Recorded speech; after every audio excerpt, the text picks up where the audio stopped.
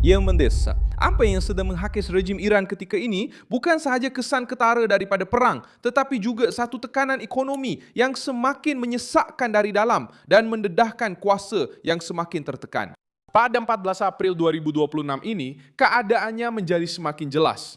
Negara ini berdepan dengan mata wang yang semakin lemah, inflasi yang menyesakkan, protes, sekatan perdagangan dan kos peperangan yang menolak sistem ke dalam krisis yang lebih mendalam. Garis utamanya adalah jelas. Memang ada sesuatu yang sedang memadamkan rejim Iran dengan cara yang tidak pernah dilihatnya selama bertahun-tahun. Apa yang telah berlaku? Ekonomi Iran telah memasuki laluan kemerosotan yang teruk. Siapa yang berada di tengah-tengah semua ini? Rejim itu sendiri, kepimpinan politik dan tentera di Teheran ditekan oleh konflik, sekatan, dan pergolakan sosial. Bank Dunia menyatakan dalam laporan pada April 2016 bahwa aktiviti ekonomi telah terjejas teruk akibat konflik, sekatan, dan pergolakan sosial. Institusi itu menganggarkan penguncupan sebanyak 2,7 pada tahun ekonomi 2025 hingga 2026. Penurunan nilai mata wang sebanyak 44 pada awal Mac dan inflasi sebanyak 62.2 pada bulan Februari dengan inflasi makanan mencecah 99%. Ini membantu menjelaskan mengapa krisis itu tidak lagi sekadar bersifat ketenteraan dan telah menjadi goncangan struktur. Bila kejatuhan ini menjadi mustahil untuk disembunyikan, pada akhir 2025 dan awal 2026, apabila mata wang Iran menjunam dan rasa tidak puas hati beralih daripada atas kertas ke jalanan.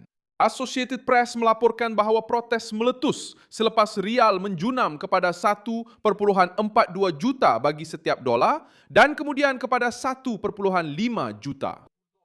Reuters turut melaporkan bahawa Presiden Bank Pusat telah meletak jawatan di tengah-tengah krisis yang semakin meruncing, manakala inflasi telah pun mencecah 48.6 pada bulan Oktober. Di manakah perkara ini paling ketara? Di Tehran, di bazar-bazar, dalam perniagaan, dan dalam poket rakyat biasa. Bagaimana? Dengan harga yang lebih tinggi, kehilangan kepercayaan dan perasaan bahawa negara tidak lagi mampu melindungi nilai wang.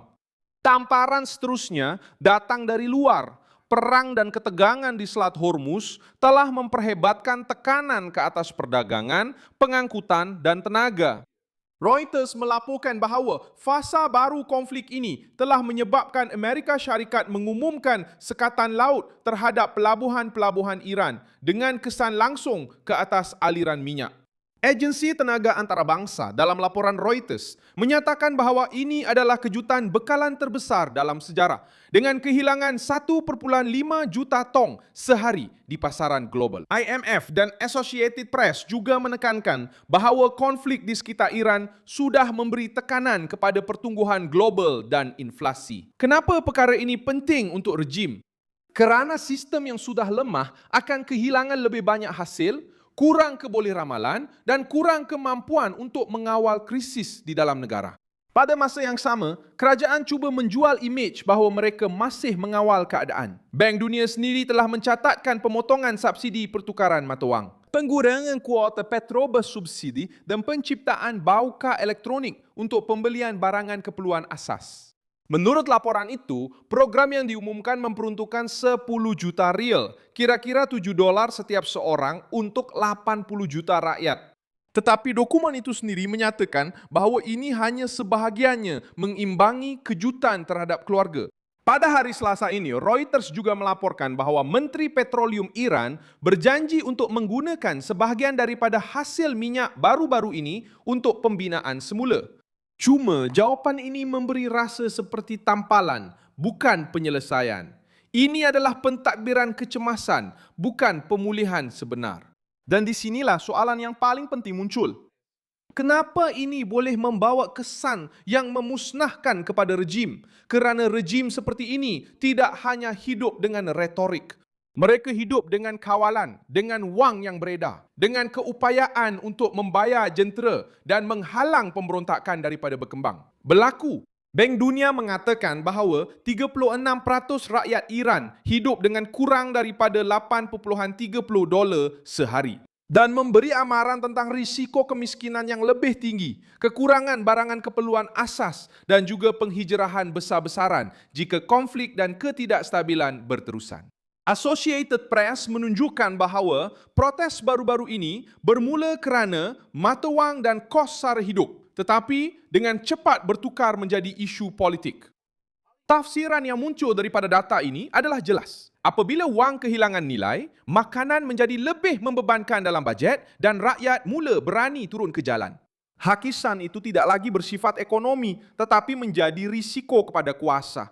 Pada akhirnya, apa yang sedang melemahkan rejim Iran bukanlah satu serangan, bukan satu sekatan, dan bukan satu sekatan sahaja.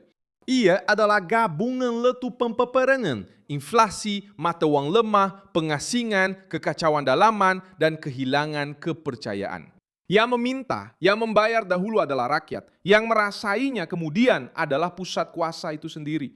Kemana semua ini akan berakhir masih bergantung kepada tempoh konflik dan keupayaan rejim untuk mengawal jentera pemerintahan. Tetapi, melihat apa yang telah disahkan oleh Bank Dunia, Reuters, IMF, dan Associated Press, kesimpulannya memang pahit. Iran bukan sahaja berdepan perang dengan musuh dari luar.